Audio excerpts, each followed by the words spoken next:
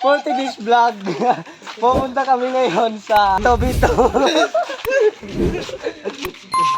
kami doon. Abangan nyo guys ang next vlog. Guys, ito na po ang daan papunta sa ikalawang lingsad. Dito po yan sa Barangay Bagutan. Halik kayo, let me see that. Kuan, kalawang lingsad. Pupunta tayo ngayon. Pasensya na kayo sa daan kasi maraming bato, ang sakit sa paa. Dapat, pag pumunta kayo dito, dapat naka-chinilas kayo or kaya, pwede naman kayo magsapatos. Mas maganda nga yan eh. Medyo kalayuan pa, pero unti na lang. Andito na pala una yung team natin, no? Dito na pala yung team natin una.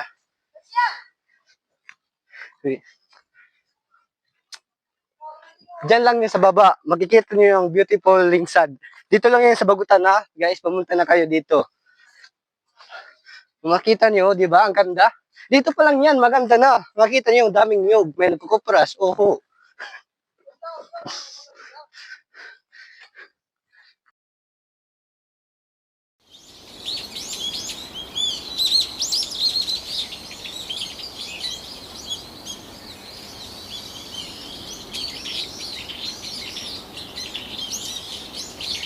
Palagi sinasabi ko sa iyo, ikalawang lingsad ng Barangay Bagutan.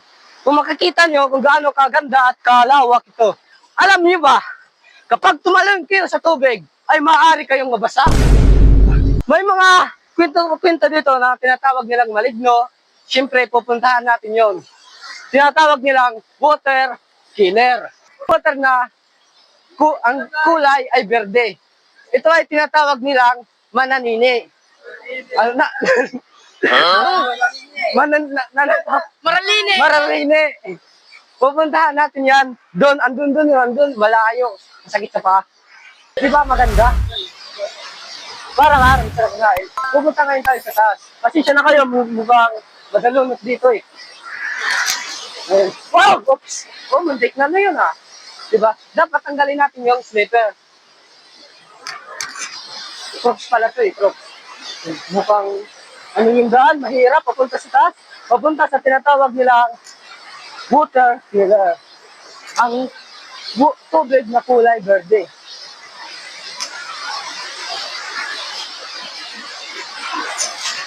Mukhang mahirap ito ah. Ganyan kaganda. Nakita nyo, maganda ang tubig. Tingnan nyo. Kaya guys, punta na kayo dito para makaligo din. Ayun. Wow! Ang lamig pa sa paa! Lamig sa paa. Lamig ng tubig. Masarap din sa panahon kasi mainit. Masarap din maligo kasi mainit ang panahon.